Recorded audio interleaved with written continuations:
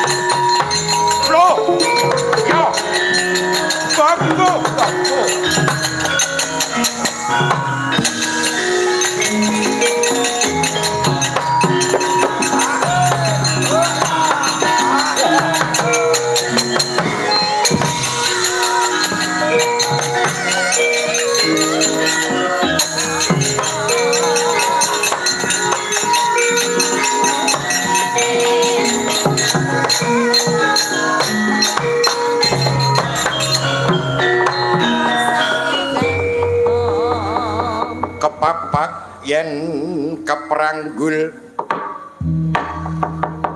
kinala kala sami prayitna nararya kang katawengan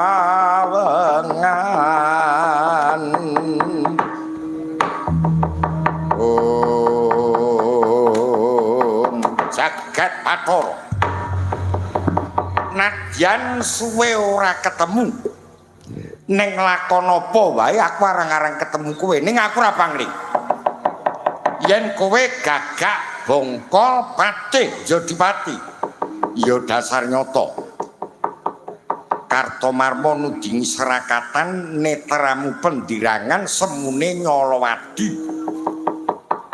nelonjong botor laku mar menyang endi goleki para putra Pandhawa sing ngidan kowe nemoni macan. Lho, bebasan sing ngidan nemoni macan ingkang tok goleki bakal ketemu. Ning paton kowe bisa nglangkai bangkene gagak bongkol. Weh keparat. Lha apa wis kandel kulit mat. Wong Pancakara mono butuh ming wani karwan. Lan aku rene ngerti watak wampune Kurawa kawit biyen mula utawa kawit timur nganti tekane seprene tumindake brenggeh nasar blasar ora karu-karuan ora sanget camprang kaya guru mulang murid kaya dukun kurang diri tibantangan merapat mestangan aja endo jadi tanggon urusanku.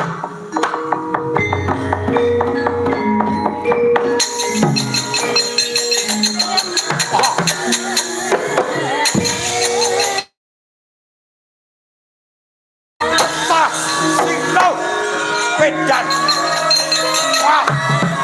Waduh, waduh.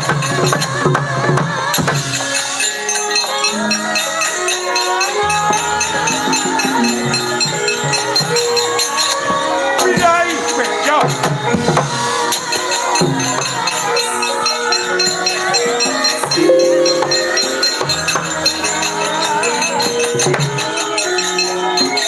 Awas, lu.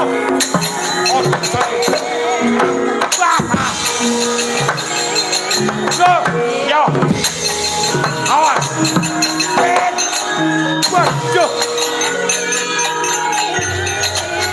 wah, ya, pilai, orang bodoh, ini sentosa, apa?